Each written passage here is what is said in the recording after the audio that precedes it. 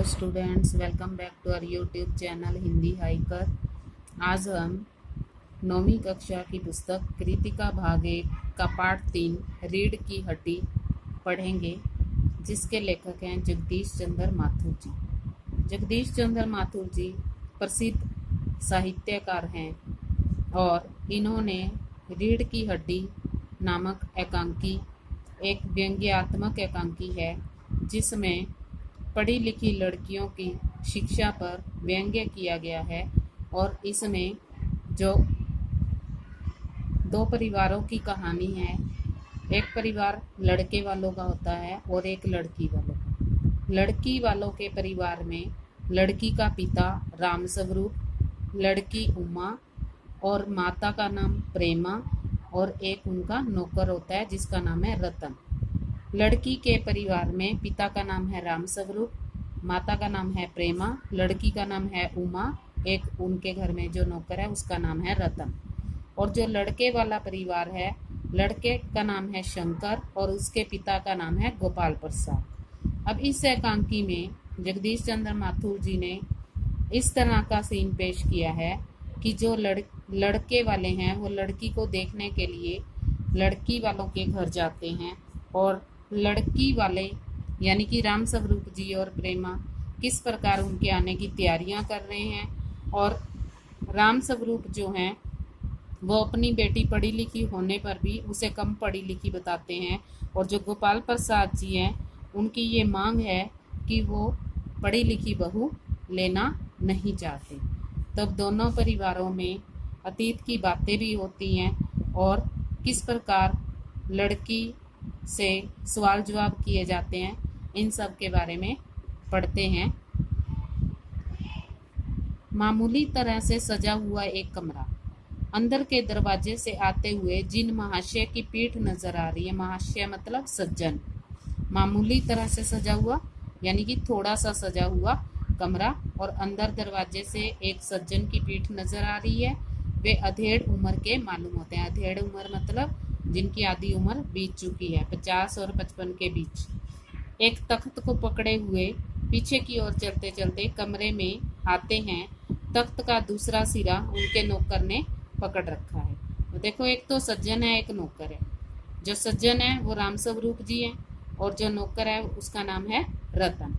दोनों तख्त को पकड़कर लेकर आ रहे हैं। बाबू अबे धीरे धीरे चल, अब तख्त को उधर मोड़ दे, उधर, बस बस। नौकर बिछा दूं साहब।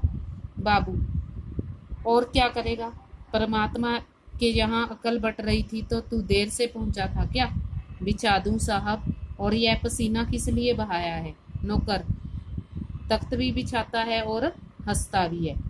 बाबू हंसता क्यों है अबे, हमने भी जवानी में कसरतें की हैं। कलशों से नहाता था लोटों की जगह पर। कलश होता है घड़ा।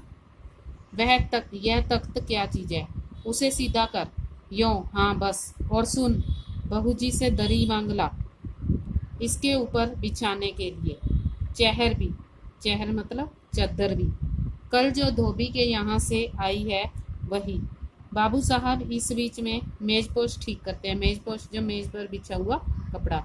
एक झाड़न से गुलदस्ते को साफ करते हैं। कुर्सियों पर भी 2-4 हाथ लगाते हैं। अचानक घर की मालकिन प्रेमा आती है, यानी कि उमा की जो माँ है वो है प्रेमा और जो पिताजी हैं वो स्वरूप, यहाँ राम स्वरूप, यहाँ बाबू कहकर लिखा हुआ है। गदुमी रंग, छोटा कद। गदुमी मतलब गेहुए रंग का, पक्का रंग, छोटा कद है। चेहरे और आवाज से जाहिर होता है, स्पष्ट होता है कि किसी काम में बहुत व्यस्त है। उनके पीछे पीछे भीगी बिल्ली की तरह नौकर आ रहा है, खाली हाथ। बाबू साहब दोनों तरफ देखने लगते हैं। प्रेमा, मैं कहती हूँ इस वक्त धोती की क्या जरूरत पड़ गई, एक तो वैसे ही जल्दी जल्दी में। अब यहाँ जो नौकर है वो थोड़ा सा मंदबुद्धि है, क्योंकि उसने चादर और दरी मंगाई होती है और वो वहाँ जाकर प्रेमा से धोती मांगता है। राम स्वरूप धोती। प्रेमा, हाँ अभी तो बदल कर आए हो और फिर न जाने किस लिए। राम स्वरूप, लेकिन तुमसे धोती मांगी किसने है। प्रेमा, यही ही तो कह रहा था रतन। राम स्वरूप, क्यों बे रतन, तेरे कानों में डांट लगी है क्या। मैंने कहा था धोबी के यहाँ से जो चद्दर आई है उसे मांग ला। अब तेरे लिए दूसरा दिमाग कहाँ से लाऊं, उल्लू कहीं का। अब डांट पड़ती है देखो उनके नौकर को, क्योंकि वो थोड़ा सा मंद बुद्धि है, तो उसे समझ में नहीं आता कि क्या कहा गया था और वो क्या मांगता है। प्रेमा, अच्छा जा पूजा वाली कोठड़ी में लकड़ी के बक्से के ऊपर धुले हुए कपड़े रखे हैं, उन्हीं में से चादर उठा ला। रतन, और दरी? प्रेमा, यही तो रखी है कोने में, वह पड़ी तो है। राम स्वरूप दरी उठाते हो, और बीबी जी के कमरे से हारमोनियम उठा ला और सितार भी। हारमोनियम और सितार वाद्य यंत्र दोनों, जल्दी जा। प्रेमा, लेकिन वह तुम्हारी बेटी, लाडली बेटी तो मुंह फुलाए बैठी है। प्रेमा अपनी बेटी की शिकायत करती है। राम स्वरूप, मुंह फुलाए, और तुम उसकी माँ, किस मर्ज की दवा हो, यानी कि किस रोग की दवा हो तुम उसे मना नहीं सकती, कहने का मतलब है यहाँ पर। जैसे तैसे करके तो वे लोग पकड़ में आए, बड़ी मुश्किल से ये रिश्ता हाथ में आया है। अब तुम्हारी बेवकूफ़ी से सारी मेहनत बेकार जाएगी, तो मुझे दोष मत देना। प्रेमा, तो मैं क्या करूं, सारे यत्न करके हार गई हूँ। तुम ही ने उसे पढ़ा लिखा कर सिर पर चढ़ाया है। मेरी समझ में तो ये पढ़ाई लिखाई के जंजाल आते नहीं। जंजाल मतलब झंझट। अपना जमाना अच्छा था, आ ई पढ़ ली, गिनती सीख ली, और बहुत हुआ तो स्त्री सुबोधनी पढ़ ली। स्त्री सुबोधनी एक पत्रिका है जिसमें हर तरह के घरेलू कार्यों की जानकारी होती है। सच पूछो तो स्त्री सुबोधनी में ऐसी ऐसी बातें लिखी होती हैं कि क्या तुम्हारी बीए एमए की पढ़ाई होगी। और आजकल के तो लक्षण ही अनोखे हैं। लक्षण मतलब लक्षण। राम स्वरूप, ग्रामोफोन बाजा होता है ना? प्रेमा, क्यों? राम स्वरूप, दो तरह का होता है। अब राम स्वरूप यहाँ पर प्रेमा का मजाक उड़ाता है उसे ग्रामोफोन कहकर। कहने का मतलब एक आदमी का बनाया हुआ, उसे एक बार चलाकर जब चाहे तब मर्जी रोक लो, और दूसरा परमात्मा का बनाया हुआ रिकॉर्ड, एक बार चढ़ा तो रुकने का नाम नहीं लेता। अब वो प्रेमा को कह रहा है ये बात कि तुम जब बोलने लग जाती हो तो चुप ही नहीं होती। प्रेमा, हटो भी, तुम्हें ठिठोली सूझती है। ठिठोली मतलब मजाक। यह तो होता नहीं कि उस अपनी उमा को राह पर ले आते। अब देर ही कितनी रह गई है उन लोगों के आने में। राम स्वरूप, तो क्या हुआ? प्रेमा, तुम्ही ने तो कहा था कि जरा ठीक ठाक करके नीचे लाना। आजकल तो लड़की इतनी सुंदर हो, बिना टीम टाम के भला कौन पूछता है। टीम टाम मतलब श्रृंगार, दिखावा। इसी मारे मैंने तो पाउडर वाउडर उसके सामने रखा था, पर उसे तो इन चीज़ों से न जाने किस जन्म की नफरत है। मेरा कहना था कि आंचल में मुंह लपेट कर लेट गई है। भाई मैं बाज आई तुम्हारी इस लड़की से। राम स्वरूप, न जाने कैसा इसका दिमाग है, वरना आजकल की लड़कियों के सारे तो पाउडर वालों का कारोबार चलता है। यानी कि आजकल की लड़कियां इतना श्रृंगार करती हैं कि ये पाउडर वालों का काम ही उन्हीं से चलता है। प्रेमा, अरे मैंने तो पहले ही कहा था एंट्रेंस ही करा देते, लड़की हाथ में रहती और इतनी परेशानी न उठानी पड़ती, पर तुम तो। राम स्वरूप, चुप चुप, तुम्हें कतई बार जुबान पर काबू नहीं है। कल ही यह बता दिया था कि उन सब लोगों के सामने जिक्र और ढंग से होगा, मगर तुम तो अभी से सब कुछ उगले देती हो। उनके आने तक तो न जाने क्या हाल करोगी। प्रेमा, अच्छा बाबा, मैं न बोलूँगी, जैसी तुम्हारी मर्जी करना, बस मुझे तो मेरा काम बता दो। राम स्वरूप, तो उमा को जैसे हो तैयार कर लो। न सही पाउडर, वैसे कौन सी बुरी है, पान लेकर भेज देना उसे, और नाश्ता तो तैयार है ना? आ गया रतन, इधर इधर ला, इधर बाजा नीचे रख दे, चद्दर खोल, पकड़ तो जरा उधर से। प्रेमा, नाश्ता तो तैयार है, मिठाई तो वे लोग ज़्यादा खाएंगे नहीं, कुछ नमकीन चीज़ें बना दी हैं, फल रखे हैं, और चाय तैयार है, और टोस्ट भी। मगर हाँ, मक्खन, मक्खन तो आया ही नहीं। राम स्वरूप, क्या कहा? मक्खन नहीं आया? तुम्हें भी किस वक्त याद आई है? जानती हो कि मक्खन वाले की दुकान दूर है, पर तुम्हें तो ठीक वक्त पर कोई बात सूझती ही नहीं। अब बताओ, रतन मक्खन लाए कि यहाँ का काम करे? दफ्तर के चपरासी से कहा था आने के लिए, 100 नखरों के मारे, यानी कि वो आया नहीं, नखरे करने लग गया। प्रेमा, यहाँ का काम कौन सा ज्यादा है, कमरा तो सब ठीक ठाक है, बाजा सितार आ ही गया, नाश्ता यहाँ बराबर वाले कमरे में ट्रे में रखा है, सो तुम्हें पकड़ा दूंगी, एक आध चीज खुद ले जाना। इतनी देर में रतन मक्खन ले ही आएगा, 2 आदमी ही तो हैं। राम स्वरूप, हाँ, एक तो बाबू गोपाल प्रसाद और दूसरा खुद उनका लड़का है। देखो उमा से कह देना कि जरा करीने से आए, तरीके से आए। ये लोग जरा ऐसे ही हैं, गुस्सा तो मुझे बहुत आता है इनके दकियानुसी ख्यालों पर। दकियानुसी मतलब रूढ़िवादी, पुराने विचारों वाले ख्याल। खुद पढ़े लिखे हैं, वकील हैं, सभा सोसाइटियों में जाते हैं, मगर लड़की चाहते हैं ऐसी ज्यादा पढ़ी लिखी न हो। प्रेमा और लड़का राम स्वरूप, बताया तो था तुम्हें कि बाप शेर है तो लड़का सवा शेर। बीएससी के बाद लखनऊ में ही तो पढ़ता है, मेडिकल कॉलेज में। कहता है कि शादी का सवाल दूसरा है, तालीम का दूसरा। तालीम मतलब शिक्षा।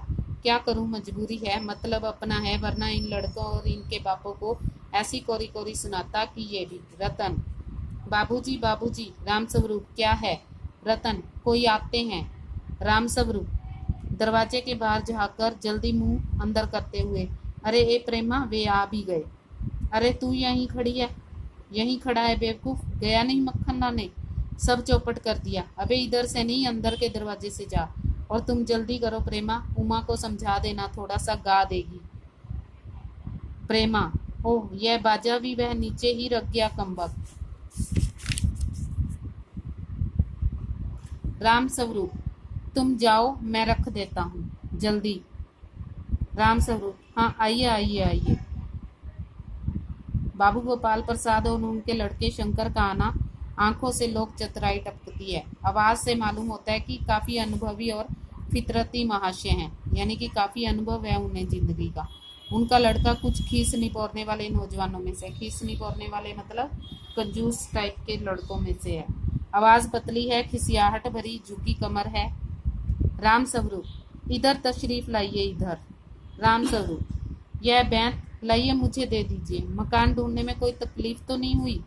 गोपाल प्रसाद, नहीं, तांगे वाला जानता था और फिर हमें भी तो यहीं आना था, रास्ता मिलता कैसे नहीं। राम स्वरूप, यह तो आपकी बड़ी मेहरबानी है, मैंने आपको तकलीफ तो दी। गोपाल प्रसाद, अरे नहीं साहब, जैसा मेरा काम वैसा आपका काम। आखिर लड़के की शादी ही तो करनी है, बल्कि यूं कहिए कि मैंने आपके लिए खासी परेशानी कर दी। राम स्वरूप, यह लीजिए, आप तो मुझे कांटों में घसीटने लगे, हम तो आपके सेवक हैं। और कहिए शंकर बाबू, कितने दिनों की छुट्टियां हैं? शंकर जी, कॉलेज की तो छुट्टियां नहीं है, वीकेंड में ही चला आया था। राम स्वरूप, आपके कोर्स खत्म होने में तो अब साल भर रहा होगा। शंकर जी, यही कोई साल 2 साल। राम स्वरूप, साल 2 साल, एक आध साल मार्जिन रखता हूँ। गोपाल प्रसाद, बात यह है साहब कि यह शंकर 1 साल बीमार हो गया था, क्या बताएं। हम लोगों को इसी उम्र में बड़ी बीमारियां सताती हैं। एक हमारा जमाना था कि स्कूल से आकर दर्जनों कचौड़ियां उड़ा जाते थे, मगर फिर तो खाना खाने बैठते तो वैसी की वैसी ही भूख लगाती थी। अब राम स्वरूप और गोपाल प्रसाद अपने जमाने की बातें करने लगे हैं, यानी कि अपने अतीत की बातें कर रहे हैं। दोनों पुराने विचारों के हैं, दोनों अधेड़ उम्र के हैं। कचौड़ियां भी तो उस जमाने में पैसे की 2 आती थी। राम गोपाल प्रसाद, जनाब यह हाल था कि 4 पैसे में ढेर सी बालाई आती थी और अकेले 2 आने हजम करने की ताकत थी। अकेले, और अब तो बहुत तेरे खेल वगैरह भी होते हैं स्कूल में।